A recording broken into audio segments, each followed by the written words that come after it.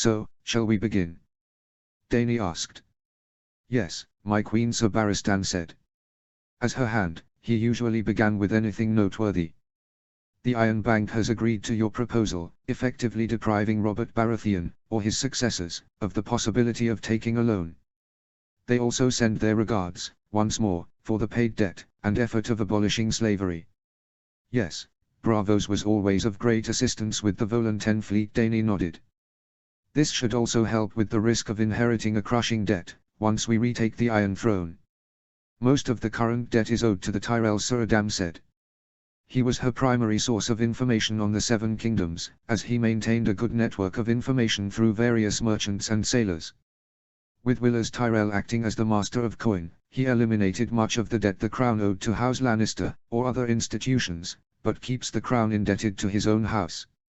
At least 2 million, last I heard. Likely their way to gather influence with the usurper, Dany said. My thoughts exactly, Sir Adam agreed. We will deal with House Tyrell once we land in Westeros, Dany declared. As long as the Iron Bank is on our side, I do not fear the repercussions of any debt that the usurper may have incurred. Beyond that, the situation in Myr remains unchanged, mainly due to the large presence of mercenaries, Sir Barristan continued. Interesting that they agreed with Myr, but not with Volantis, Dany said. Likely due to the lesser presence of the Red Priests, Doreah said. There are still some, but it is known that Volantis is ruled by them. Volantis also had the greater number of slaves, Missandei added. It was said that for every citizen, there were 5 slaves. In Myr, it is less. Mayhap they will come around in the future, Dany said. We currently cannot afford a war with Myr. I think so as well, my queen, Sir Barristan said. Only one more matter from me. A group from the Golden Company has requested a meeting with you. The Golden Company? Dany said, raising an eyebrow. We have no dealings with them. And last I recall, they were not on the best of terms with my house. That is putting it lightly, Sir Barristan said. It is true that many Targaryen loyalists joined after the rebellion, but I also find their presence interesting. They arrived with a singular ship, and did not even have the banner displayed, as they entered the harbour. Dany was not quite sure what to make of it. I shall meet them, she said eventually. I see no harm in speaking with them, at least. When shall you meet them? The next session of the council on the morrow, correct? Yes, Your Grace, Missandei said. At noon they will convene, and you are set to meet with them before supper. Then I have the time today. Very well, have them brought before sundown, Dany said. As you command, my queen, Sir Barristan nodded. Sir Adam, what news do you have of the Seven Kingdoms? Dany continued. There are multiple reports that there is a new war brewing, the Valyrian said. The Ironborn have apparently attacked the north, and it is said that is only a matter of time before the usurper calls his banners. Why would the Ironborn do such a thing? Dany asked. Is the north not well connected with alliances, and besides that, not particularly wealthy? All those things are true, Sir Adam acknowledged. But no one could ever accuse the Ironborn of being too smart. Their previous rebellion was doomed from the start, and this war will be no different.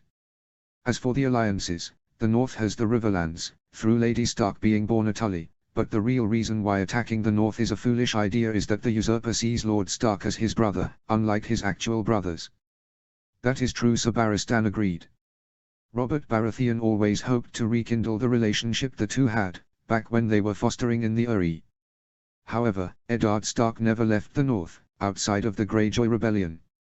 So, the usurper will likely march soon? Dany asked. Most certainly, Sir Adam said. Especially since it was the lands of Stark's son that were attacked. Which son? Sir Barristan asked with a frown. To my knowledge, all but one still live in Winterfell, so it must have been Lord Frost, Sir Adam replied.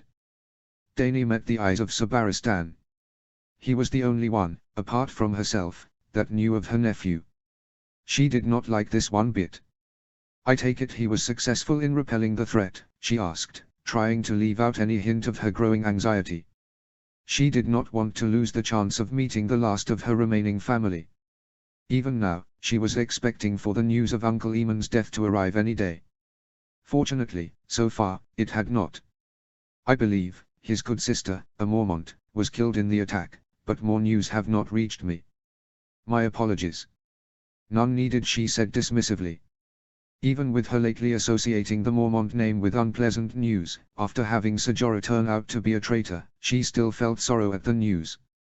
Especially if her nephew's family was harmed. She sincerely hoped that he was safe, as well as his little daughters. She still remembered her smile when she had heard of the names. Lyanna and Snefrost. If she needed any further proof that this Jon was her family, this was it. Naming his daughters after his mother, as well as abbreviating Visenya, one of the most famous Targaryen names, made it quite clear. She desperately wanted to meet them, but she forced herself to heed her uncle's advice. Patience. But with the news of her family being in danger, it was becoming difficult. Her children were growing massive, now having to nest in Daznak's pit, the largest of the now closed fighting pits, as they no longer fit in any space near the Great Pyramid. Surely, they would almost guarantee her victory, if she were to attack now. Aegon the Conqueror, together with Visenya and Rhaenys, defeated 6 of the 7 kingdoms with 3 dragons. They also started with fewer men than she had unsullied. But against this burning desire, she held out. Ser Barristan and Ser Adam were also insisting that the time was not yet right. She only hoped that it would not be another decade of exile for her. The rest of the meeting went by in a blur, as her mind still lingered on her family. Grey Worm informed her about the state of the Unsullied troops, Missandei told of the efforts to provide a better future to the orphans, and Doreah even brought forth a concern with the lack of medical treatment in some parts of the city, which the city council had not yet addressed. She promised to bring it up with the representatives on the morrow, and adjourned the meeting before the sun had reached its zenith. ******. She spent some time with her children to pass the day. Drogon, by far the largest of the 3, had been large enough to ride for some time now. Flying high above the city and the bay was one of the greatest feelings she ever experienced. It was simply so liberating, to sail on the winds, free from any meetings, audiences, expectations, and dangers. Rhaegal and Viserion were also enjoying themselves, playing in the air, and flying in spirals and somersaults, making it look like they were in some intricate dance. Whenever the 3 siblings were in the sky together, and she was safely on the ground, they would include Drogon, but with her on his back, it would likely not end too well. At the very least, she would be dizzy from all the spinning. The other option was losing grip, and falling to her death. Neither really appealed to her. Sadly, she had one more matter to deal with, before she could retire for the day. The meeting with the Golden Company confused her the entire day, and she was admittedly curious what they wanted from her. She knew that it could concern the free cities trying to hire them to prevent slave rebellions, but that would have been settled on the battlefield. And the Golden Company was not known to offer switching sides. Whatever it was, she would find out. She ordered Drogon to set her down on the balcony of her chambers.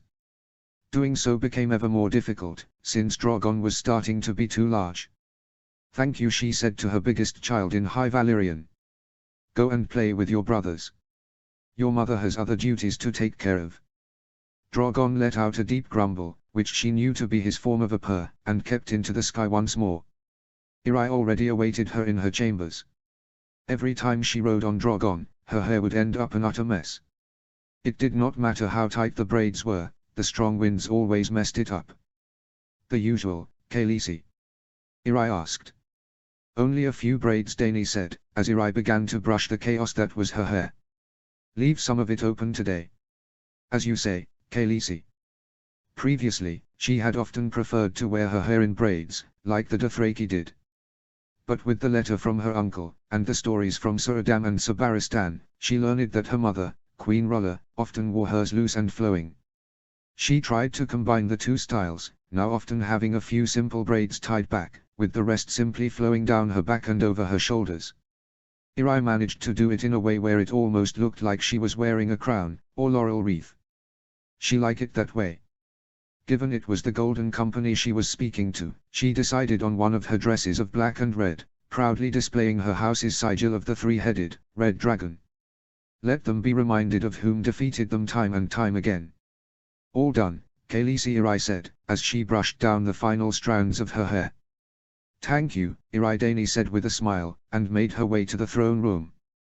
Calling it a throne room was a bit generous, as she had the old monstrosity removed and destroyed, placing a simple ebony bench in its stead. Still, the room alone was imposing, with its high ceiling, and pillars and walls of purple marble. The bench sat high above where the visitors and petitioners stood, and she had to admit that it was a grand hall, fit for a queen.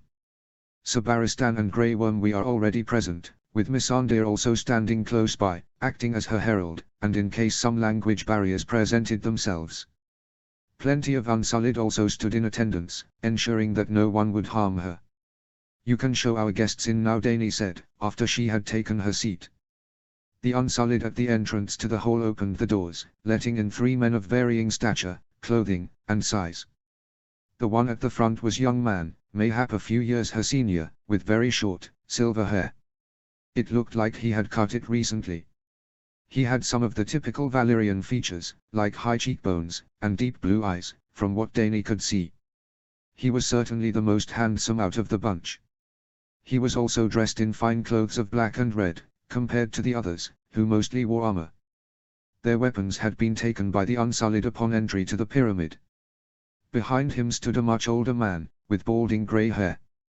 The roundness of his belly was only surpassed by that of his head, which made him look quite odd. He was clad in the golden armor that she had often heard about, and even seen once when she was but a child, as Viserys had hosted some of the captains in hope of gathering their support. It had not worked back then, so she was confused as to why they would come to her now. Next to him, stood another older man, though he still had some color in his beard and hair. Dany would have guessed him to be close to some 40 namages. His hair was odd, as the roots were mainly grey and red, like his beard, some of the edges had some bright blue dye left in them. He wore a red wolf-skin cloak over his armor, a mixture of mail and plate. How he was not suffocating in the heat, she did not know. Missandei began announcing her, with some of her titles. You stand in the presence of Daenerys Stormborn of House Targaryen, the rightful Queen of the Seven Kingdoms, Queen of the Andals, the Rhoynar, and the First Men, Queen of the Bay of Dragons, Queen of Volantis and Lies, the Unburnt, the Khaleesi of the Great Grass Sea, the Breaker of Shackles, the Mother of Dragons. Dany enjoyed the small uncertain look of the young man in the front gave the man with the red hair. Greetings, Queen Daenerys, he said, in surprisingly fluent common. She had expected him to speak bastard Valyrian, based on his appearance. May I introduce, Captain General of the Golden Company, Harry Strickland, he gestured to the round man, and Lord Jon Connington of Griffin's Roost. And who may you be, she asked, as he had not introduced himself. The red-headed man, Lord Connington, stepped forward. This is King Aegon Targaryen, the 6th of his name. Son of Crown Prince Rhaegar Targaryen and Elia Martell. Rightful King of the Seven Kingdoms, King of the Andals, the Rhoynar, and the First Men, Lord of the Seven Kingdoms, and Protector of the Realm, he announced with much pride. Dany could barely contain her mouth from falling open. Was this some jest? Or was there truly another nephew of hers alive? She looked to Sabaristan, who also wore an expression of shock and confusion, though he regained composure swiftly. Aegon Targaryen, she said slowly. Last I heard, your head was smashed against a wall, in front of your mother, by the man they call the Mountain that Rides. Alas, it was not I that died that day, but a Dicor, placed in my stead this. Aegon said. Lord Varys smuggled me out of the city, and I have been raised in exile, to one day retake what belongs to our family, aunt. She did not really know what to say. She desperately studied his face, looking for some sort of recognizable features, but she knew it was hopeless. She never properly saw her brother or Elia Martell, and the visions in the House of the Undying were not enough to have memorized their faces. She did not find anything that reminded her of Viserys, or even herself, save for the hair, though that was also a different shade to hers. And why are you here now, she decided to ask. The time has come for us to put our plans into action, Aegon said. Together, we can combine our strength, the Golden Company, the Unsullied, and your dragons, and retake what was stolen from us. The usurper would not stand a chance against us. So you ask for my armies and dragons, to support your claim, she said. I would also offer my hand in marriage, so that we may rule justly as king and queen, and rebuild the Seven Kingdoms to their former glory, Aegon said, with everything sounding quite rehearsed. He did not seem to have much experience in delivering speeches, at least to her ears. She, once again, glanced over to Sabaristan, whose brows were furrowed in thought. She was still uncertain of what to say to this man, family or not. She decided to speak with the other guests first. Lord Strickland, how come you are supporting a Targaryen for a change? The Golden Company does not have the warmest relation with my house, if one looks at history. That much is true, the old man said.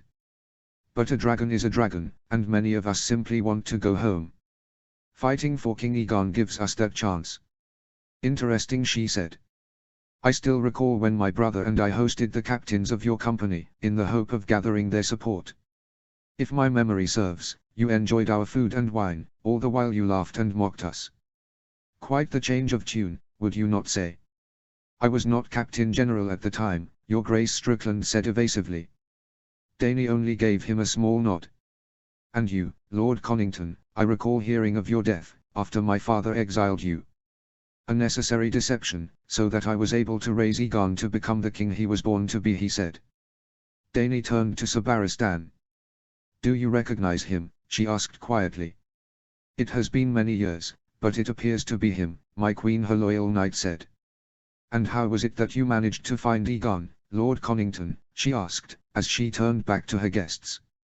I would assume that the usurper and his lackeys would have been all too eager to get their hands on him, just as they were trying with my brother and I. It was the spider that approached me, Your Grace. He informed me of King Aegon's survival, and led me to him. Curious that the man who currently serves the usurper and has sent assassins after me since the day I was born, is helping you, she said.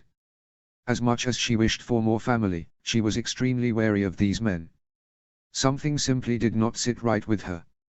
And none of them ever succeed, did they? Aegon asked. Not for a lack of trying, I assure you, Dany said coldly. The wine merchant, and the recent attacks in the streets, coming to mind. He is working for House Targaryen.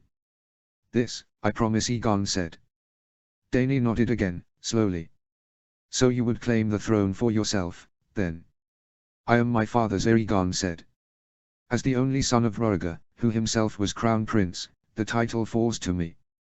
So he did definitely not know of Jon, she noted, whom she knew to be true. Rhaegar's heir, perhaps, she acknowledged, still not entirely believing him. But what of my right to the throne? Aegon looked slightly confused by this. If you accept my hand in marriage, you will be my queen, he said. Yes, I will be your queen, not the queen, Dany said. Yet, I have been told that my father, the last Targaryen king, decreed that you should be passed over in favor of my brother, Viserys, after Rhaegar died. Since I was decreed to be Viserys' heir, the throne is mine. Truthfully, she did not know if she would contest the claim, if Aegon was true, but she wanted to see the reaction. Besides, she really did not want to marry a man, simply to still be called queen. She was a queen already, she did not need some husband to grant her anything. Aegon stammered, seemingly taken by surprise. So he did not know of this fact. Interesting. Those were the decisions of two madmen, if the tales of your late brother are to be believed, Lord Connington interjected. And yet, you base your claim to the Iron Throne upon your relation to this madman, she countered. Forgive my rudeness, but I see no reason why I should support your own claim, when I have but the word of an exile, an allegiance-shifting spider, and the captain general of a company that is one of my house's greatest enemy, historically speaking. Not to mention that by the word of the last Targaryen king, it should be I that rules. The three men stared up at her. They had seemingly expected another response, especially this Aegon and Lord Connington. I am sure you are tired from your journey, my lords, she said in a much more pleasant tone. Please, enjoy the beauty of Meereen, whilst I decide on what to do next. With that, she stood up from her bench, and walked out the throne room, Sabaristan, Grey Worm, and Missandei trailing behind her. ******. She found herself thinking on the revelations in the throne room, and summoned Sabaristan to help her. The old knight had many insights from his time serving her father, and sitting on the small council of the usurper that she could use right now. You asked for me, my queen, he asked, as he entered her chambers. Yes, she sighed. I find myself lost in thought, and figured you might aid me. Of course, Your Grace, Sir Barristan said, and sat down opposite her at the small table. Grey Worm, guard the door, we are not to be disturbed, she ordered her trusted commander. Do you wish for some wine, she asked, turning back to Sir Barristan. No, thank you, Your Grace. I find it interferes with my thinking, he said. I also find no desire for it in this moment, she said. There were also some delicious fruits in a bowl on the table, but she had no appetite either. They sat in silence for a while, before she continued. May I know your thoughts on my supposed second nephew? I find myself with more questions than answers, he sighed. As do I, she admitted. Will you tell me your doubts? I am surprised that this Aegon shows up only so late, and in such strange company. The Golden Company never allied itself with Targaryens in the past, and I still vividly recall the War of the Ninepenny Kings. I am simply unable to think why they would deny you and your brother, and fight for a Targaryen now, were they only driven by a desire to go home. You mentioned that many loyal men, who were driven into exile by the usurper, joined the company. That much is true, he admitted. Though, not enough to completely restructure the company. I still recall King Robert asking for the company to be watched, as he feared it would attack to reinstate your brother. She ignored him calling the usurper by his title, as she knew that the man had carried it for 2 decades now. It did not bother her as much as it had her brother. And what of Varys? Dany asked, changing the topic. He ordered countless attacks on me, and has served the usurper since the rebellion. The spider is impossible to understand, Sir Barristan said. But I also find his involvement strange. Shortly before the tourney at Harrenhal, it was said that he informed your father of Rhaegar possibly using the tourney to hold a Grand Council, to overthrow him, due to his growing madness. Due to this, Aerys made his first public appearance in years by attending the tourney, putting any such attempts to rest. Dany felt another rush of shame overcome her. She knew that she could not choose her parents, but every time she was reminded at what a monster her father was, she could not help but feel ashamed. So why would he now seek to aid Rhaegar's supposed son, she asked. Precisely, he said. Besides, the story of him switching Aegon for an impostor, there are multiple things that do not sit right with me. For one, Elia and Rhaegar loved their children equally. Little Rhaenys was the joy of so many, and they would have sought to save both, had they been aware of the plan. Secondly, no one trusted the spider, even back then. Elia would not have trusted him with her infant son. And lastly, all of this is purely based upon the spider's word. Even Jon Connington was not part of the plan until Varys involved him. I do not like this, she said. I should be happy at possibly having more family, but everything inside me tells me to be careful. She still remembered the cloth dragon in the House of the Undying. Was this Aegon some mummer, simply playing the part of her long-dead nephew, or was he truly her kin, despite all of the strange circumstances? She honestly did not know, and certainly did not feel comfortable in choosing. If I may, Your Grace? Sir Barristan asked. Please? Do you intend on taking him up on his offer? For marriage or for the military alliance? She thought about it for a while, before answering. Was she willing to marry him? Did she want the aid of the Golden Company? Did she even need it? Who was to say that this Aegon would not simply try to take her children away from her, and simply leave her by the wayside? Not that she expected for her children to be betraying their mother, but the fear was there. They were her only family she had with her, currently. I am not sure, she said. But I am inclined to refuse him. He offers me nothing I could not claim for myself, and I am not even sure he is who they say he is. Zoldzis Buzdrixos Dea. And he seeks for me to submit to his claim. I will not be the one to put a mummer on the throne of my ancestors. I understand the sentiment, my queen.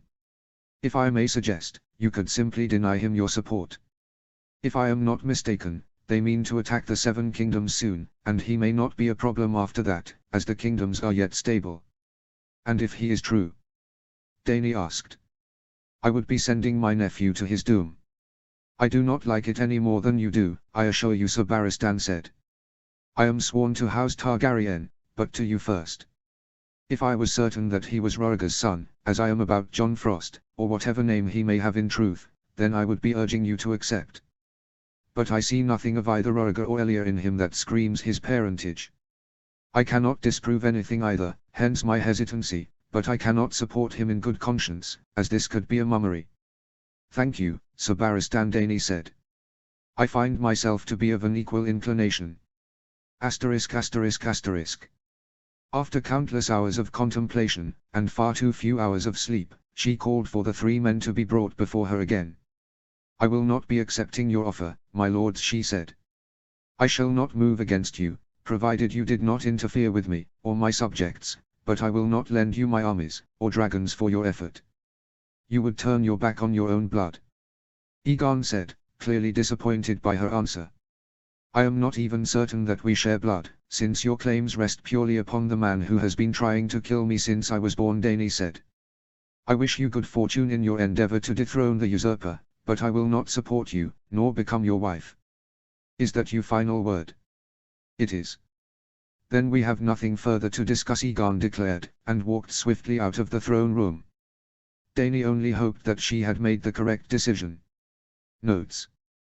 As a note, I am keeping the Meereen story relatively short, as it has been a while since I read the books, and I never particularly liked the whole Meereen bit.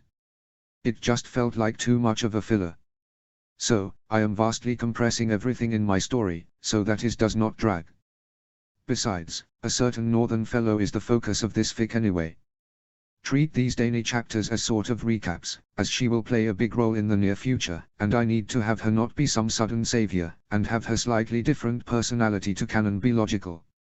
Also, Quentyn is not some smoking pile of ash in the background in this story, as Doran is not wanting to risk his family with Robert still holding the throne, and the realm being somewhat stable. Hence, he did not send his son halfway across the world to plot treason, and said son did not become a human torch. Also, the governing system that is being set up in Dany's cities is obviously not ideal by modern standards, but I figured that it was somewhat logical within world inspirations. Think of it as a sort of parliamentary monarchy as was formed in England. It is not perfect, but a step in the right direction. With Dany's breaking the wheel aspirations, I felt it logical for her to actually implement something new that gives more power to the people. Chapter 23, Here We Stand. Summary. Lyra has to deal with the Ironborn, whilst Jon is out of action. Notes. Hello lovely people. Happy Smiley. I sincerely apologize for the long wait. But unfortunately I am still human, and sometimes real life calls. Anyway, I am back now, and I hope to post more regularly going forward. Well, I am still going to publish as I write the chapters, but I will not have quite as much time on my hands, so one chapter may take a week. I will try to not let it become 2 weeks again. This chapter is a slight bridge to the next ones, as I slightly revised my initial concept for the Iron Island plotline. I hope that you will still like it, and I will see you all hopefully soon. See the end of the chapter for more notes. Chapter text. Lyra Frost. Everything was going to plan. The Stonehouse forces were even fewer than initially anticipated, making her force of over 2,000 quite redundant, faced with less than a quarter of her own. Sadly, they had very little in terms of favorable terrain for an ambush. As such, they had to set up behind the summit of a hill, to remain out of sight. Sure, it did give the squids the advantage of the high ground, but with the heavy cavalry charging into their rear, their morale did not hold up for long. Less than an hour after the skirmish had begun, the Ironborn were routed and cut down, leaving only few survivors. Lord Stonehouse was securely held by her men, as well as his son, Ralph, meaning that if Jon was successful, all of Old WYK was essentially under their control. She waited patiently, constantly looking to Ghost to see if Jon was as successful as she had been. Naturally, she was aware that he had the greater task ahead of him, considering that he was facing the Good Brother forces, a house much more influential than the Stonehouses. They had already made decent way back to the Drum, as Ghost took off in a blur towards the northeast. Anxiety immediately burst forth in her chest. Jon was in danger. Cavalry, with me, she immediately gave the order. The rest, split your forces, Mormonts, escort the prisoners back to the Drum, Frosts, you will march as swiftly as you can to reinforce your lord. She rode faster than she had ever before, trying to keep up with Ghost. Though, that soon proved impossible. The giant direwolf outpaced even the swiftest horse. The entire time, her heart was pounding in her chest. Jon was strong, Jon was smart, and he was even wearing his plate armor. She wanted to think that there was no need to worry, especially with the Sword of Winter at hand. And yet, the speed at which Ghost had taken off, it was not simply that Jon needed reinforcements. No, he himself was in danger. And she did not know how she was able to deal with that. She could not lose him, especially not now. Not so close after Ailey. She had long come to love her secret northern prince, him and their perfect little daughters. She did not want to envision a life without him, now. As she rode on, her doubt only grew worse. Simply, because she did not know what was going on. Had Fluffy been with them, she would have insisted on her companion going with Jon, so that she may keep an eye on him as well. But her bear was hundreds of leagues away, and Jon was in danger now. After what felt like an eternity, she could see Nagas Hill come into view, the place where Jon's battle was to take place. As she got closer, she could see the battle still in full swing, with the front lines of Frostguard and Ironborn Reavers locked in a vicious fight. The cavalry was charging into the rear of the Ironborn masses, who clearly still outnumbered the Northerners, steadily chipping away at the enemy. She briefly thought about asking the men where Jon was, as she could not see his signature armor, but given that Ghost was still in full sprint up the hill, the question became superfluous. She thundered past the gap left for the chivalry to move through, and rode up the hill as quickly as she could. To her surprise, near the summit, there was also fighting. Frostguard were pushing Reavers back. Had they been outflanked? All these questions could wait, as getting to Jon was her priority. At the very top, in the shadow of those ghastly pillars of bone, she finally saw him. A circle of Ironborn were keeping him locked in single combat with a single foe. Well, that had once been single combat, as her heart stopped, as Jon was down on one knee, with blood flowing freely down his back. His plate armor had been opened like it was nothing, and he even had a dagger sticking in his side. Just as the man Jon had been fighting was raising his sword to finish her husband, Ghost leapt over the heads of the remaining Ironborn, smashing aside the man who had dared to harm Jon. Still in full gallop, Lyra smashed through the thin remaining line of Ironborn, uncaring if her men were following closely behind, as she simply had to het to Jon, who just managed to decapitate his enemy, as he fell onto his back. "Jon," she screamed, as Longclaw parted the head of the final man who was in her way. She leapt off her horse, and sank beside her bleeding husband. "No, no, no, no, no. No. Jon." She could not go through this, not again. Not like Ailey. She blocked out the sounds of fighting, as Ghost stood protectively over them, keeping away any who dared to come close to his master. She did not pay it any attention, and instead held her husband as he had held her sister, clutching him tightly, and hoping that the faint beating of his heart would not stop. Asterisk asterisk asterisk. "How is he?" she asked the maester, still clutching Jon's hand, as they were in the infirmary of the Drum. "I was able to close the wounds on his back, and stop the bleeding in his side, though I dare not yet close the wound. Doing so could lead to festering on the inside, only endangering him further," the old man said. She did not trust him much, especially as he had served House Drum but a few days past, but she had no other choice. Healers were hard to come by, and she would rather deal with a maester, than to risk asking one of the locals, who might purposefully kill Jon. "So he will recover?" "Difficulty to say, my lady. His back will heal, yes, but it is his side that concerns me. I fear the dagger was poisoned." "Poisoned?" she croaked out, clutching Jon's hand even tighter. "Yes, my lady," the maester said. "I have given him a universal antidote, but I am not certain precisely what was used against him."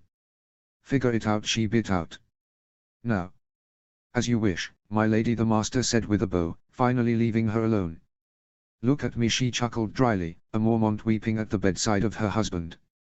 "Probably not the most dignified sight, but please do not make me lose another, Jon.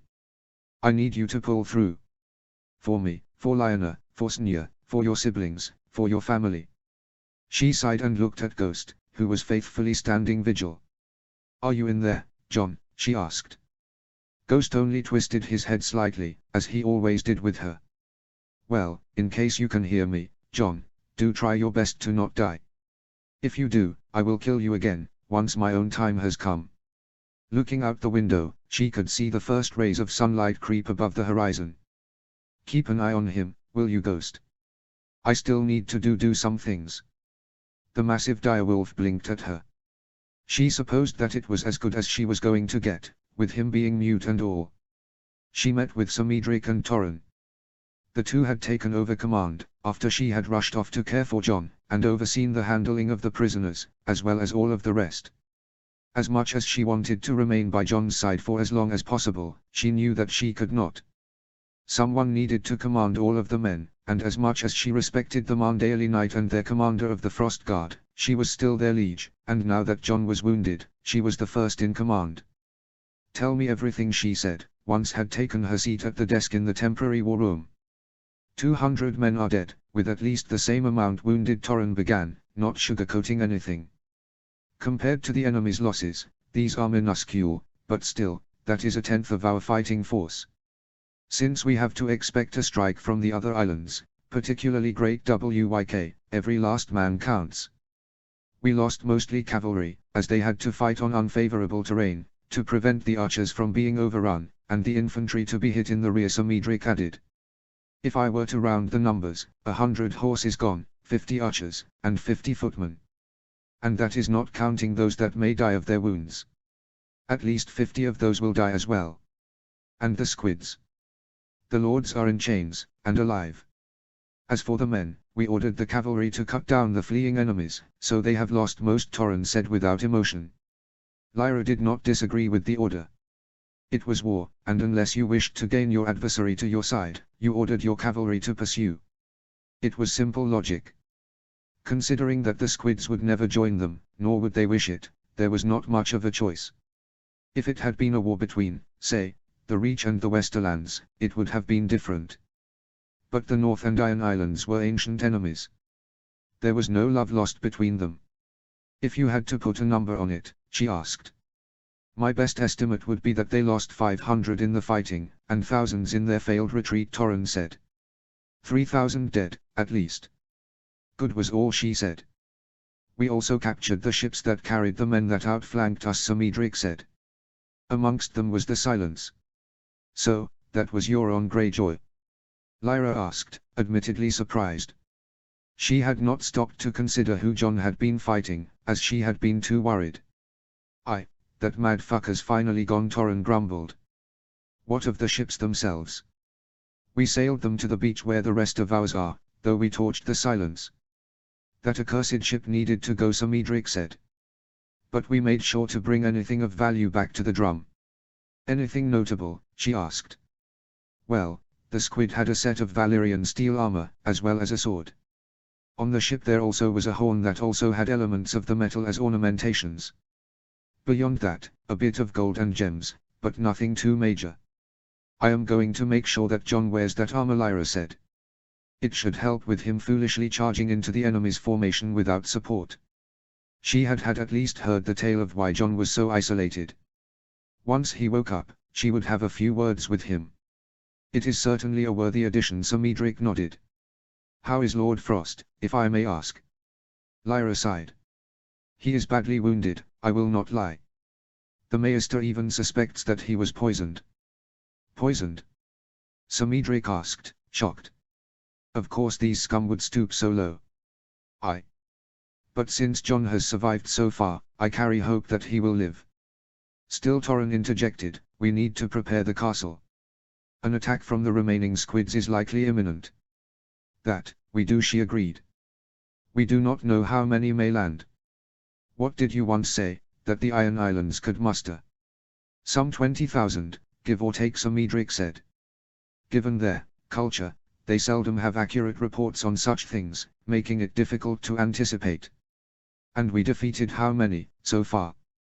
More than old WYK should have been able to muster, Torren said. The Stonehouse numbers were logical, judging by your word, but those of the Good Brothers were much more numberable than they should have been. Meaning that madman gathered was working with them for some time, she said. Or that the Seastone Chair was a bit more involved than they claim, Torren argued. Either way, we defeated, or routed some 4,000 to 5,000, meaning that we will still likely be outnumbered significantly. have any ravens returned from the north? Sir Medric asked.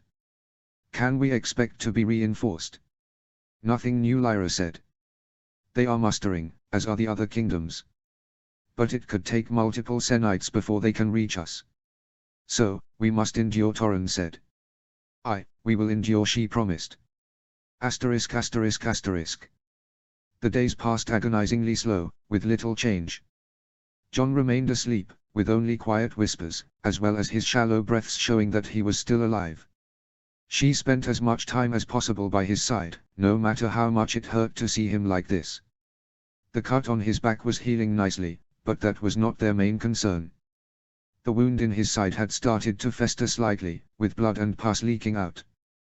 The Maester was strictly against closing the wound, as it would only worsen the infection, possibly poisoning the blood. It was a horrid sight. The only small blessing was that the poison was not lethal. Apparently it was only meant to slow Jon down, not kill him. She dreaded to think what would have happened, had Euron Greyjoy captured Jon, as he had seemingly planned. Judging by what they had found on the Silence, it would have been worse than death. Countless corpses, from people of all walks of life and lands, had been strewn about, some long dead, and others killed shortly before the battle at Nagas Hill would have begun.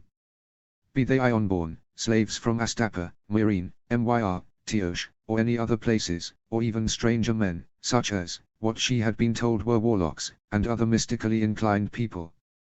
The latter had been killed and bled out over that hideous horn that was now securely locked away in one of the vaults of the drum. The North was not adverse to magic, and she would have been a hypocrite to be so, given the nature of Jon's sword, and her connection with Fluffy, but blood magic, stemming from sacrifice, was not something that she trusted. Jon could do whatever he wished with it, so long as it remained far away from her. Once he awoke, that was. Given his current state, that could still be some time. And even longer before he would be up and about. A knock on the door announced the Maester. My lady, Sir Torren urgently requests your presence on the western walls. She did not bother to correct him. The Torren was simply a potter's son, not some noble knight. The Maester was clearly from the Reach, and did not expect for common people to hold such power. She gave Jon one last kiss on the forehead, and got up from beside the bed. Very well, I will see him now. By now, she somewhat knew the layout of the castle, and swiftly made her way to Torren. His request to join her on the western walls could only mean one thing. My lady, the gruff man greeted her. I think we may have a slight problem. He gestured over the sea, and after following finger, she saw it. Far away, the horizon was filled with countless ships, all heading straight for them. Slight might be a bit of an understatement, she replied dryly. Is that the Iron Fleet? Has to be. That, and plenty of others. I think they really want us off of this island. Can't imagine why. Ha. These squid fuckers really do not know the first thing about strategy. They want to eliminate us now, but will leave themselves open to attacks from the other Northerners. And the Southrons, I suppose. She did not know if Torren was unusually cheerful berserkers of the coming fight, the stupidity of the Ironborn, or if it was nerves. She herself was not quite sharing his enthusiasm, fake or otherwise. Yes, they had the castle that was relatively untouched, yes, they had plenty of reinforcements coming, and yes, the Ironborn would be defeated worse than they had been a decade ago, but that did not matter if they managed to kill every one of them here, beforehand. We better pull everyone back into the castle now, and properly bar the gates, she said. Aye. And try to gather every arrow we can. We will be vastly outnumbered, Torren agreed, back to his normal self. Do you think we can hold them? Depends on what they have brought, he shrugged. If they are the same as us, with no siege equipment, then yes. We can cover all of the walls, and still have plenty to guard the gates. If they have a battering ram, or enough lumber for a siege tower, it will be more complicated. Let us hope for the former, then, she said. The news of the coming attack was not unexpected, but still led to a general feeling of uneasiness amongst the men. It was understandable. They were essentially trapped. They had the drum, but no way of escape. Old WYK was too small to hide, and escape by sea was suicidal when the Iron Fleet was on your heels. Any last ravens, before they shoot them all down? Sir Medric asked. The northern host is still not at sea, and I have no clue about the Southrons, Lyra answered truthfully. They were patrolling the walls, and overseeing the preparations for the siege. Things were progressing well, and most of those that were only lightly injured were back on their feet. Still, some had died, and others were maimed for life. They would have to provide for them in some manner. But that was for later. Right now, they had to survive the full might of the Iron Islands crashing against their gates. Stefan sent a raven saying that the king is waiting on the Red Wine fleet to transport them from somewhere, I do not recall right now, she said. Either the Westerlands or the Riverlands. Not that it matters much to us, they will want to storm Pike again. So, either we kill all of the squids, or we must hold out for the northern host that has not even made it to the ships, Samedric summarized. Pretty shite odds, aren't they? She laughed dryly. I've heard of worse, he said with false optimism. Well, we can judge once their numbers are in full view. As it turned out, they had been quite right with assuming that almost all of the Iron Islands were coming for them. Arrayed outside their walls were 5 and 10,000, at least. With them were some rudimentary siege engines, like a few battering rams. Nothing overly concerning by itself, but combined with them being outnumbered over 3 to 1, it became a bit more dangerous. Greyjoy, Harlaw, Blacktide, Wynch, Fairwind, even the Cods, they really are going all out, Samedric observed. We still have the walls, Lyra said, mostly to herself. She tried not to let it show, but she was most certainly afraid. Let us hope that they serve us better than they did the drums, Torren mumbled. She said.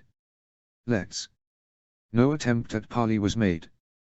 No riders approached the gates, and she was not stupid enough to sacrifice any of her own men. The Ironborn did not attack immediately, seemingly trying to get them to surrender, even if it was a futile idea. She did not trust these people for one moment. Their only hope was that the squids were stupid enough to throw themselves at the walls, without much thought, or to try and starve them out. The north was only a fortnight away, at most, and they had more than enough provisions for that time. ******. She was, once again, sitting next to the unconscious John, as multiple horns sounded in the distance. An out-of-breath guard rushed into the room, with a concerned look on his face. My lady, they are attacking. She let out a sigh, and gave John's hand one last squeeze, before standing up and going to her chambers to put on her armor and gather her sword. Not too long after, she was beside Samedric and Torren, overlooking the approaching tide of Ironborn. They really are mad, she muttered. It is the desperation, Torren said, it has to be. Or the orders of a madman, Samedric said. We all know how the last rebellion went. Are all the men in position? Lyra asked, deciding to cut the discussion short. So are those in reserve, Torren said. Good was all she said, before making her way to the eastern gatehouse. If a battle in an open field was frightening, being stuck in a keep, with no way of escape was terrifying. She felt so, and most likely, so did the men, but nonetheless, she tried to present herself as resolute. Archers, loose, she ordered, once the squids were in range. They had lost some of their designated archers, but plenty were adept at using a bow, as hunting was still a large part in the north. Every available bow and arrow was now on the walls. As in the battle against the stone houses, the hail of arrows did significant damage to the enemy ranks. Only this time, they had the advantage of high walls, and melons. Some arrows were returned, but the majority did not reach the top of the walls, and those that did mostly just hit the fortifications. She saw the crude battering ram being brought forward, escorted by a wave of men. Sadly, those that were close to it, were all holding shields protectively over their heads, blocking the arrows aimed at them. Focus on those without shields, she ordered, causing many to shift their attention onto those that were carrying the ladders, and those behind them. Every arrow was precious, and she did not want to waste them on ineffective targets. More and more Ironborn approached, and more were felled by the arrows raining down upon them. Here, they had not the advantage of heavy cavalry. Sallying out was suicide in face of the enemy numbers, and the castle was too cramped to properly maneuver. Sword and bow had to do the work this day. She was concerned about the battering ram, but tried to calm herself, knowing that the gates were unmanaged and reinforced. It would take a while to bring them down. The more pressing matter were the ladders that were being brought forth. The men carrying them were always rapidly killed, but a steady stream of eager men replaced those that fell. Before late, some had reached the walls, and were starting the suicidal climb. "Frost guard to the ladders," she ordered. "Archers to gaps. Hold them off." The men shuffled to rearrange themselves, and to get into proper positions. The archers continued their rain, and the trained infantry would cut down any that attempted to climb onto the walls. Provided they were not picked off by the archers, that was. With the squids so close, loose stones and rubble was being tossed onto the attackers, and even some boiling water. It was definitely not a fair fight, and before long, hundreds, if not thousands, were paying for the reckless plan. Close to her, a few reavers managed the precarious climb, only to be faced with angry northerners. She desperately wanted to join the fray, but refrained, as she could not allow herself to be injured, whilst John was already unconscious. If this was their grand plan, they would never succeed. The rattling of the gate alerted her to the battering ram that had made it to its target. Again, and again, it pounded against the sturdy wood, but Lyra had every confidence that it would hold. At least for quite a while longer. After a while, Torren came up to her, soaked in blood. He did not share her reservations about joining the battle. "They are swarming the northern gate," he said, out of breath. "Do you need reinforcements?" Lyra asked, already gripping Longclaw tighter. "Aye. The wall is lower there, and they are swarming the walls with ladders." "Sir Medric, hold this position," she ordered, and followed Torren back. They picked up some of the reserves, fresh men, who had to hold back initially, as the space on the walls was quite limited. When she arrived at the northern gatehouse, she saw the predicament. Where there had been some dozen successful ladders in the west, there were more than a score leaning against the walls here. Some reavers had even managed to get a foothold on the walls. "Throw the scum back into the sea," she shouted, and also charged up the stairs. Holding back was all well and good, but her blood was beginning to call for a fight as well. Her first victim was not even facing her, as she cut off his head. Not that she cared about that. She was not some Valiman, who cared about honor in such a fight. Northerners were loyal, and honest, not honorable. When it came to fighting, the men and women of the north would gladly cut down any in their way. With her good father, she suspected that some Southrons had gotten the wrong idea of her people. Too bad for them, as the Ironborn had found out the hard way on this island. The walls were already filled with corpses and severed limbs when she arrived, and she did not want to know how it was looking at the foot of the walls. "Drive them back," she shouted, parrying the blow of another man who thought to test the resolve of a daughter of Bear Island. Her men took up the rallying cry, and made a valiant effort to push the enemy back. Literally. Some were driven back to the ledge, and sent over it, falling to their doom. She herself caught her foe of the back foot, and sliced open his belly. The shoddy ringmail offered barely any resistance to the Valyrian steel. Unfortunately, the success was only locally, and many pockets of resistance still remained. In one place, things were even looking quite dire for them. A brute of a man was leading the assault there, cutting down one defender after another with his mighty axe. Lyra knew that it was a terrible idea, but still she made her way to the place where the fighting was thickest. Still, she was not John, and made sure to bring plenty of men with her, Torren amongst them. The Ironborn had gained a proper foothold by the time she had arrived, and she was met with a wall of raiders. "Let's show these scum how Northerners fight," she called out, and charged with the Frost Guard. Longclaw sang out, as she brought it down on the squid directly in front of her. The lines clashed, with the sounds of steel and struggle ringing out all around her. Uncontrolled rage met fierce discipline, and slowly, the Ironborn were driven back. Still, the brute with his axe still remained. Now that she was closer, she could properly see the crooked helmet that he was wearing. It seemed as though he had noticed her as well. "Fucking cowards," the man roared. "You, Mormont bitch. Face me alone." She knew that he was simply trying to go at her, but she felt like she wanted this. If her memory was correct, this was Victorian Greyjoy, brother of Euron, who had injured Jon. Killing him would be sweet revenge. "Face me, if you dare," she shot back. Some of her men were rumbling in discontent, but she paid them no mind. This scum would be her trophy. Ha! You will regret that. Victorian bellowed, and hefted his axe, ordering his men to stand back. I will kill this bitch myself. She had to smirk at his arrogance. Sure, he was a bit taller than her, and wider, but she was by no means meek. And she was wielding the ancestral blade of her house. She would not lose.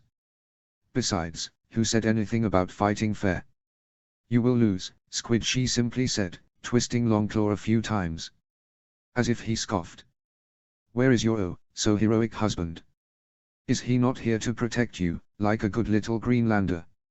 He is just fine, she replied, trying not to rise to his obvious bait.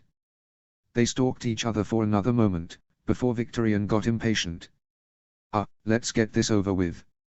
I always wanted some Valyrian steel. Lyra did not reply, and instead reached out in her mind. She could not afford to fully walk right now, but that was not even needed. She did not need full control, only to suggest something. As the Greyjoy was approaching her, readying to strike, cries of countless seagulls rang out, all heading straight for the Ironborn.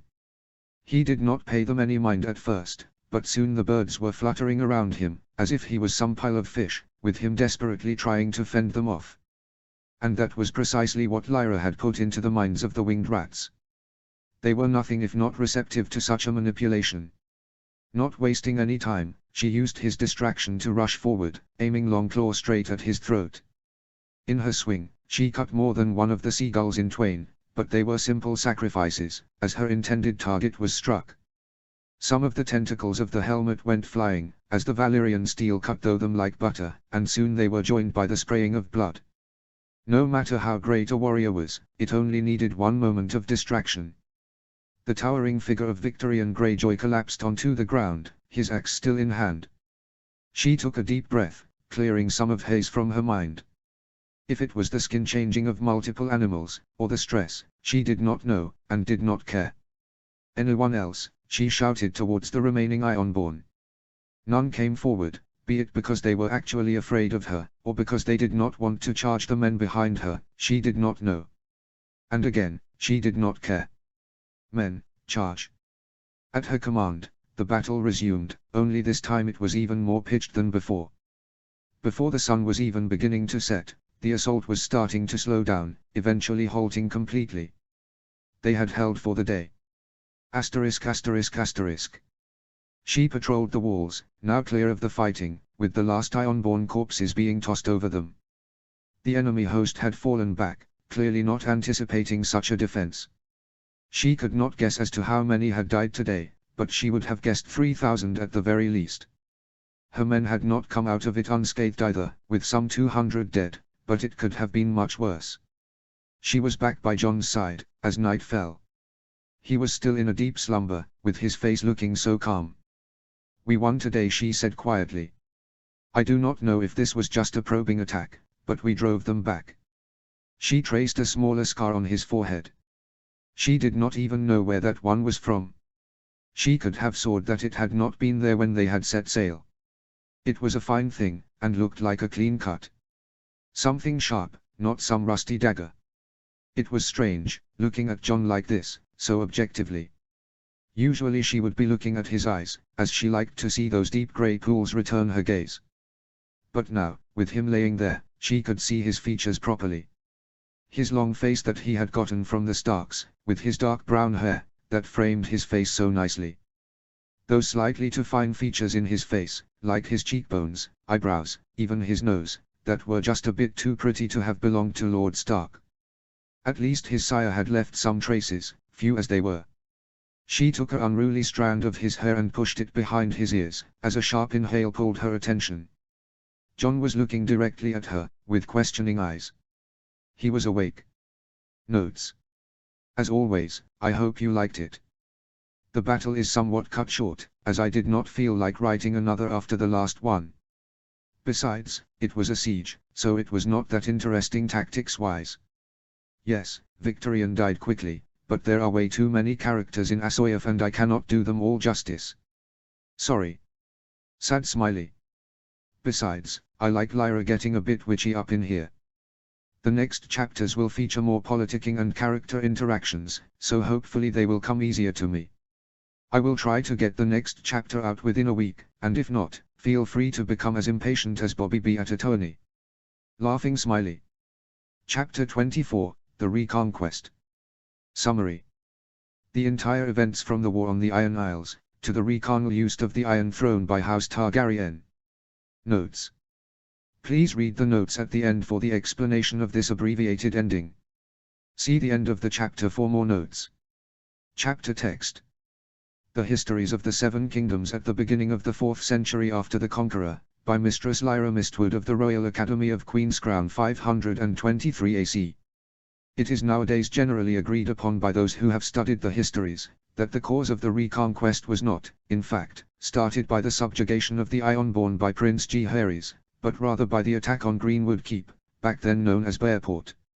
Some sources claim that the offensive, started by Prince Jaehaerys, was done without provocation. This is, in fact, utterly misinformed, as there are many sources which prove that the wife of Prince Jaehaerys, Lyra Frost, lost her sister, Alysanne Mormont in the attack, orchestrated by House Drum, with the help of the infamous Euron Greyjoy, which was met with retribution. As the events of the short war on the Iron Islands, now known as the Cleansing, have been extensively covered by my esteemed colleague Master Garth of King's Landing, in his work The Cleansing, The Vengeance of the North, they will not be covered extensively here. However, the important events following this shorter war, are so entwined with the Cleansing, that it is sometimes believed to have been one war. This is false, as the events which sparked the reconquest, occurred a whole 2 moons after Pike was destroyed, and the unconditional surrender of the Ironborn came. After the victories on Old Wyk, Prince Jaehaerys was seriously injured, and Lyra Frost took over the fighting. After she defeated Victorian Greyjoy, and beat back the initial assault of the full Ironborn might, the prince resumed command, and managed to destroy the retreating host in its entirety, with the aid of his uncle, Lord Stark, and the Red Wine Fleet. As the usurper, Robert Baratheon, focused on Pike, as he had done in the Greyjoy Rebellion, most of the fighting was done by the northern armies. It is said, that this fighting provided the northerners with the battle experience, which saw them defeat the improbable odds of the later war. 1 moon after the northern armies had smashed the Iron Fleet near Great Wyk, the unconditional surrender of the Ironborn came. The entire Isles were occupied at this point, with the castle of Pike being the last to fall. Under the advisement of Prince Jaehaerys and Lord Eddard Stark, Robert Baratheon decided to dismantle the problematic way of life the inhabitants of the Iron Islands led back in those times. The worship of the drowned god was banned, and any pillaging and reading was prevented, by forbidding the Iron Islands to build or possess ships. These decisions were inspired by similar punishments the Skagasi were pacified with. Furthermore, the concept of thralls was outlawed, as were salt wives. Houses of Northerners, Riverlanders, Westerlanders, and Reachmen were granted the former holdings of the removed Ironborn houses, which served to replace the systematic violence, which was so ingrained in Ironborn culture. Due to the mixed heritage of the houses, and the unstable political situation, the Iron Islands declared neutrality in the reconquest. The spark of said war, is considered to be the death of the usurper, Robert Baratheon. 2 moons after the fall of Pike, the armies of the 7 kingdoms were returning home. However, most would never reach said homes, as Robert Baratheon was slain in the Riverlands, along with 2 of his Kingsguard. Who precisely was responsible for the attack, is unknown, as there are several plausible explanations. However, this work will only name the 2 most common, and best supported theories. The one Queen Daenerys and Prince Jaehaerys stated, was that the spymaster Varys was responsible, as they apparently had also liked the attack on Bearport to him, through Euron Greyjoy. The latter remains unproven, as the Crown did not provide physical evidence. It may be the case that prophetic dreams were the source of this information, as both Queen Daenerys, and Prince Jaehaerys were said to have had them. These claims cannot be proven, as House Targaryen still keeps the diaries and memoirs of its family members secret. However, they fit with the known goals of Varys, to weaken the realm, to make it easier to invade for his nephew, Aegon Blackfyr, also known as Aegon Mapatis. The second theory states that the attack was orchestrated by Cersei Lannister. Her disdain for her husband was known, as was her obsession with her bastard children by her twin brother Jaime Lannister. Removing Robert could have been to enable her son, Joffrey Waters, to ascend to the throne sooner. Whatever it may have been, the causes were immediate.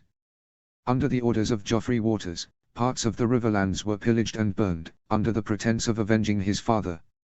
Due to the existing alliances, the North and the Vale were immediately asked to help, which they quickly responded to. The events within the capital remain uncertain, as by the time the raids started, Lord Jon Arryn was already back in the Vale, and Lord Stannis on Dragonstone, from which he sent out the proclamations that Cersei Lannister's children were bastards born of incest. Due to Renly Baratheon still being in the capital, he was captured, and later executed for treason, on the orders of Geoffrey Waters. The quick response by the Lannisters is one of the main reasons it is believed they were involved in the plot to murder Robert Baratheon. As the Lannisters were now outnumbered, with most of the Stormlands deserting them in favor for Stannis, and most of the Narrow Sea houses doing the same, Geoffrey Waters married Margaery Tyrell, in order to secure the loyalty and assistance of the Reach. Only the Redwynes remained neutral, which was surprising given the infamous Queen of Thorns was a Redwyne by birth. Still, the betrothal of Desmara Redwyne and Edric Dane was enough to keep them out of the war. With the marriage, the massive army of the Reach, the well-equipped forces of the Westerlands, and the remaining houses of the Stormlands and Crownlands outnumbered the alliance of the North, Riverlands, and the Vale over 2-1. Desperate for aid, and missing a goal to fight for, Prince Jaehaerys revealed himself, and sent for his aunt, hoping to gain her dragons, and her forces. The political intricacies of this reveal are not well documented, as it occurred on the march. However, later sources of first-hand accounts state that it was less than well received, especially by the Riverlanders, or to be more specific, House Tully. Still, the war continued, though the alliance was divided. The Vale and Riverlands wished to follow Stannis Baratheon as the new king, but the North followed the word of Lord Eddard, and by extent, Prince Jaehaerys. The initial plan, proposed by Prince Jaehaerys, was to quickly strike the capital, before the large host of the Reach could fully assemble. The North followed his plan, though the Vale and Riverlands did not. Lords Tully and Arryn insisted on bringing the fight to the Lannisters, and moving their armies into the Westerlands, to cut off the financial power that was the Rock and Lannisport. The North maintained the position to attack south, and so the alliance split. Whilst still technically allied, the difference in opinion saw the northern host march towards Harrenhal, whilst the Valyman and Riverlanders made their way to the Gold Tooth. The first battle on the reconquest occurred not a day's ride from the Twisted Spires of Harrenhal, where the northern host, numbering around 30,000 strong, met with the Lannister host that had been mustered in the Crown, Stormlands, and some parts of the Reach. Led by the notorious Sir Jaime Lannister, the army was reported to have been quite disorganized, with its many different lords all suggesting different strategies. Ultimately, by the time they met the North upon the field of battle, the poor planning and poor discipline were said to have been the major contributors to the crushing defeat.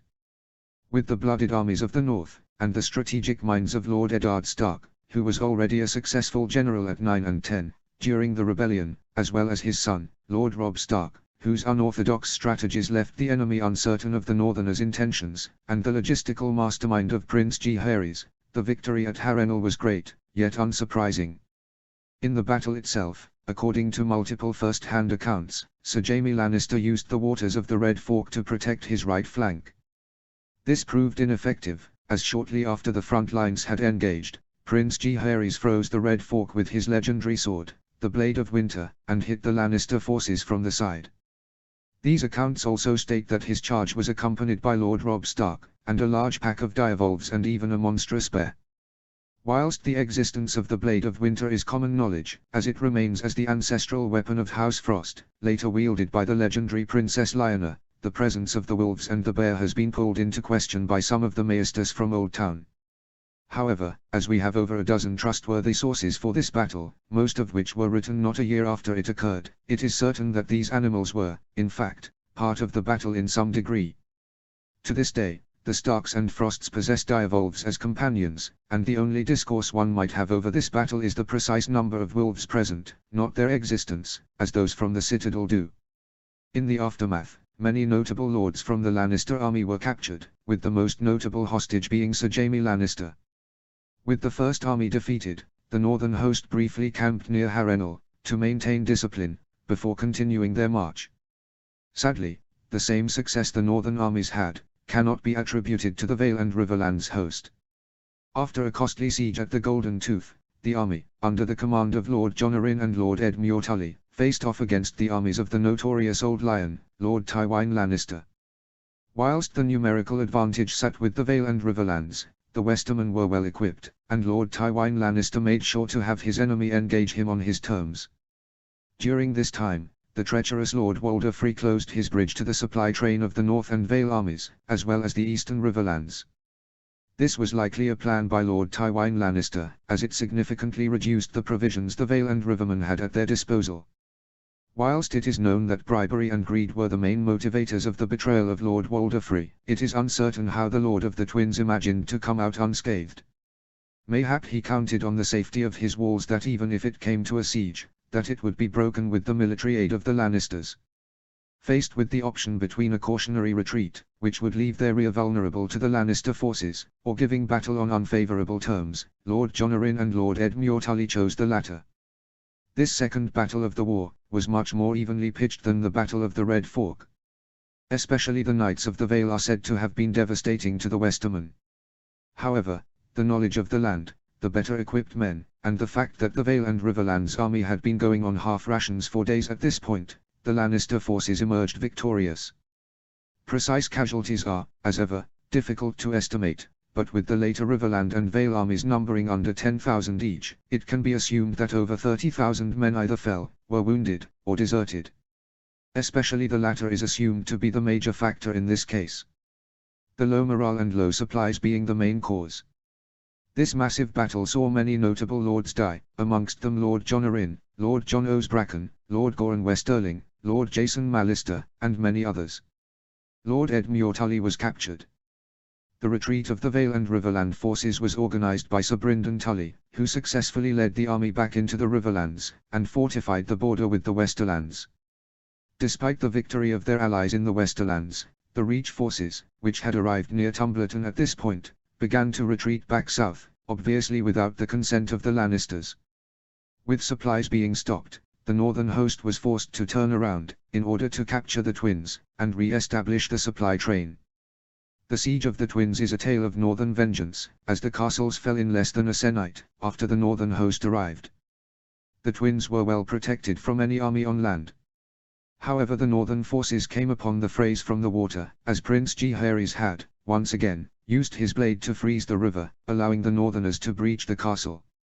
Whilst this was occurring, many changes in the south occurred. The first happened when the still mustering Lord Stannis Baratheon was taken by surprise by the arrival of the pretender, Aegon Blackfyr, who at this point claimed to be the son of Prince Rhaegar Targaryen and Princess Elia Martell. In the ensuing battle between the Stormlords and the Golden Company, Lord Stannis Baratheon was mortally wounded, and used his last days to arrange for his daughter to find refuge in the north, as he considered Lord Eddard Stark to be the most trustworthy of the possibilities. As such, shortly before Storm's End fell, Sir Davos Seaworth ferried Lady Shireen Baratheon to White Harbour, and later on to Winterfell, where she remained for the remainder of the war.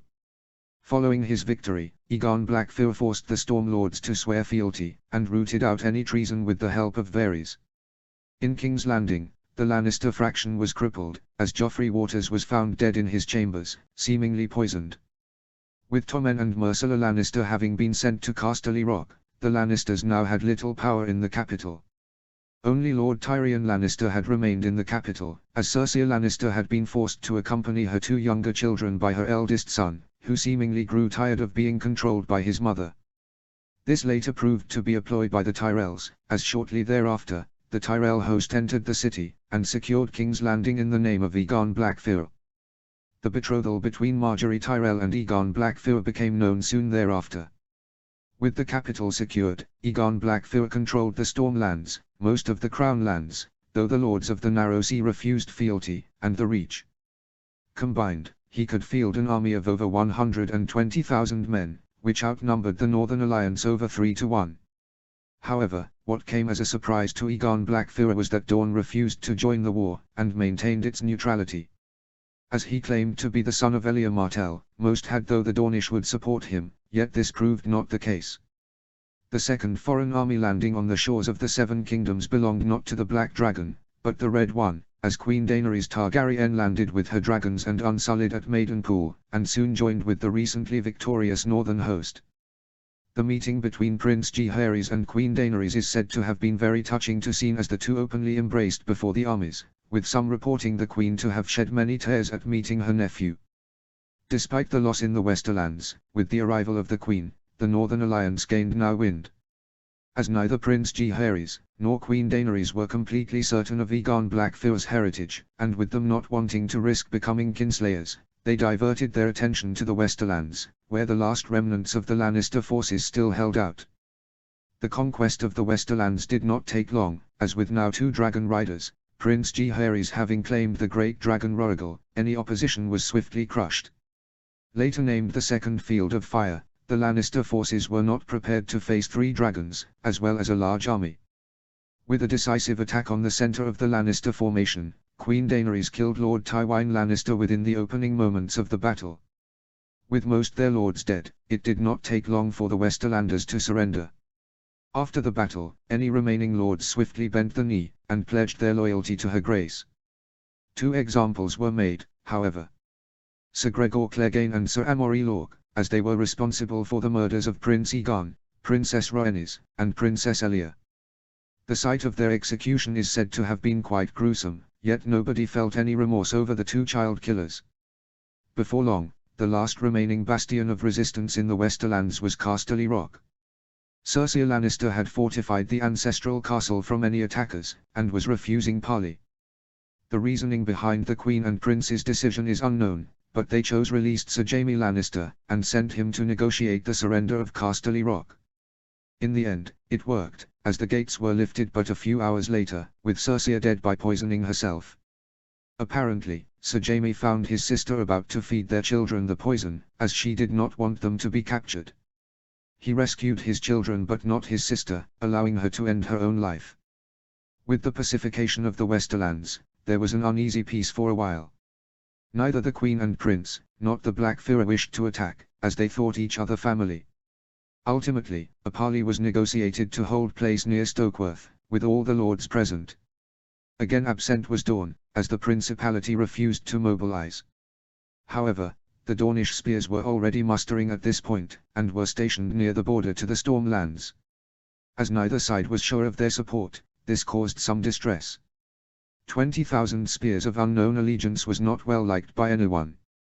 Remarkably, a precise transcription of the parley near Stokeworth exists, the original of which can be seen in the Royal Academy in King's Landing. As such, we are aware of the caution both sides exercised during this meeting. Few insults were hurled, and those came mostly from the Golden Company and the Northerners. Overall, it was a relatively courteous meeting, though the tensions were high. Aegon Blackfyre demanded the Queen and Prince acknowledge his claim, bend the knee to him, and to disband their armies. Furthermore, he insisted on being allowed to claim the last of the Queen's dragons, Viserion, which was yet unclaimed at this point. In return, he would allow Queen Daenerys to rule over her Eastern Empire, and for Prince Jaehaerys to return to the north and his holding.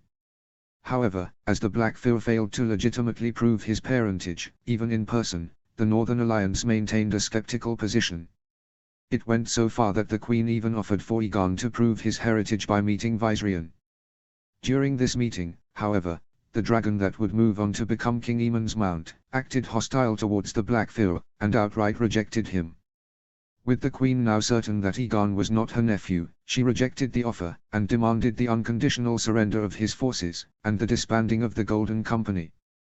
As he had dared to claim the name of Targaryen for himself, Aegon would be sent to the wall. In order to appease the Tyrells, the house with the single largest army, which alone outnumbered the Northern Alliance 2-1, the Queen offered an annulment for Margaery Tyrell and for her to be married to Edmure Tully, thereby becoming the Lady of the Riverlands. As the offers were discussed in the separate camps, news of the Dornish spears beginning their march reached the Crown Lands. No declaration of allegiance had come from Sunspear, which only served to heighten the tensions. Reportedly, Aegon Blackfyre was the first to break under the stress, clawing off the negotiations, and declaring the Queen and Prince as traitors. Any available men were called to each side, and the leaders of the Northern Alliance returned to Harrenhal, where their army had camped. Without the Dornish, the size of the armies fielded by each side were some of the largest in history. Aegon Blackfyre had the Golden Company, the Reach, the Stormlands, and the majority of the Crown Lands. Only the lords of the Narrow Sea had pledged to support the Queen, forming a naval blockade of the capital, which could not be broken, as the Red Wine fleet remained in the Ubba.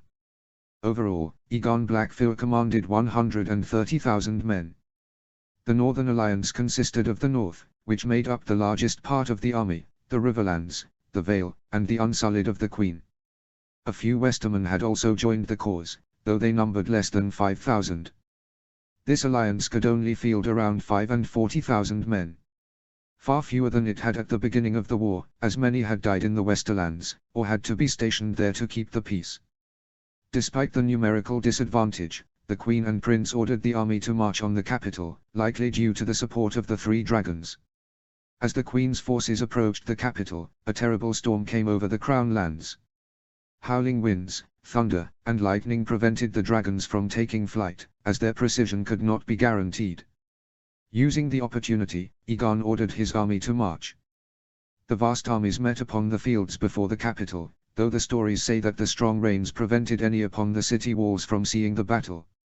Only the deafening sounds of dying men, clashing steel, and roaring dragons could be heard, with the outcome completely uncertain. Again, for the details of this battle, I would like to refer to Mistress Elena Celtigar's work, The Battle of King's Landing, The Turn of an Era, on the subject, as she goes into great detail into the tactics, the people, and the immediate consequences of this monumental battle. Ultimately, the deciding factor in this battle were not the dragons, as they were grounded and relatively vulnerable, but the arrival of Prince Oberyn Martell with the Dornish spears, as well as Lord John Connington withdrawing the Stormlands forces during the fighting. In the time that had passed, since Egon Blackfear had announced his claim, Prince Oberyn had started to investigate his heritage. As Mistress Elena's work outlines, he had his doubts due to his sister's personality. According to him, she would have never consented to only Egon being taken to safety, whilst her daughter, Rhaenys, would still be in danger. Especially, since the Dornish did not differentiate between women or men, in terms of succession, even before it became overall practice in the Seven Kingdoms. His search led to the Pentoshi Magister, Illyrio Patis. The confession Prince Oberyn got, likely under extreme torture, was that Egon was the Magister's son, with Serra, a Balkfear descendant through the female line. This revelation, and the rage about somebody daring to impersonate his sister's son, Prince Oberyn took the already mustered Spears of Dawn, and marched them north with all haste. Prince Doran Martell did not contest this decision openly. This information was discreetly passed on to John Connington, who then made the fateful decision to abandon the boy he raised as his son, as he felt great anger at being tricked by Varys. Also, the sources of the time claim. With the army surrounded, the elephants of the Golden Company running, due to them being scared of the dragons, and faced with the desertion of the Stormlands, the Balkfear forces broke. After 2 years of war, the deciding battle for the Iron Throne had been won. Egon Blackfear died in the battle, rumored to have been ripped apart by a pack of direwolves. Varys and the commanders of the Golden Company were executed, with many of the mercenaries that remained, being sentenced to the wall. The Tyrells were spared, though Lord Mace Tyrell also had to take the Black, as punishment for his treason. Also, the title of Lord Paramount and the wardenship were taken away from House Tyrell, and passed to House Redwyne, as reward for not following the Blackfear. Lady Marjorie Tyrell was sent to the Faith, though she on to be well liked in the capital, with her managing a number of orphanages. As the Queen understood that women sometimes could not choose their spouse, she bore no ill will towards the lady, and even invited her to the Red Keep on multiple occasions. As there was a great need to bring the realm into order, Prince Jaehaerys brought his twin daughters from the north, and resided in the Red Keep for almost 2 years, aiding his aunt in establishing a stable rulership. Queen Daenerys is said to have accepted her grandnieces as if they had been her own daughters, with her caring for them whenever she had the time. 9 months after the Battle of King's Landing, Princess Lyra Frost bore her third child. Princess Rulla Frost, later Targaryen, possessed almost exclusively Valyrian features. A year later, Prince Aemon was born, bearing similar features to his youngest sister. Overall, the Reconquest brought likely some of the greatest changes to the Seven Kingdoms, since the time of the Conciliator. With House Targaryen once again having dragons, the power of the crown became almost uncontested. As a punishment for the Reach, a sizable area was confiscated, and split between the Crown lands, and the Riverlands. However, the Riverlands were not simply rewarded. They also had to relinquish land, including Maidenpool and Harrenhal. This was done in response to the unjustified joining of the rebellion, 2 decades prior. Whilst the decisions were contentious, House Tully had not the political power to refuse. Still, they also granted some of the northern Westerlands, making the area they lost more or less equal to that which they gained. After much consideration and negotiation, the Westerlands were granted to a legitimized Myrcella Lannister. Naturally, this occurred in return for a sizable payment, but it also allowed the Queen to set a new landmark of equal inheritance. The Stormlands also had to relinquish a bit of land to the Crown Lands, ultimately making the region directly controlled by House Targaryen, the richest and most powerful in the realm, only further cementing the power of the dragons. Prince Jaehaerys eventually returned north with his family, and took up rulership of Queen's Crown once more. Having a dragons at his disposal enabled him to quite frequently visit the capital, or for the Queen to do the same in return.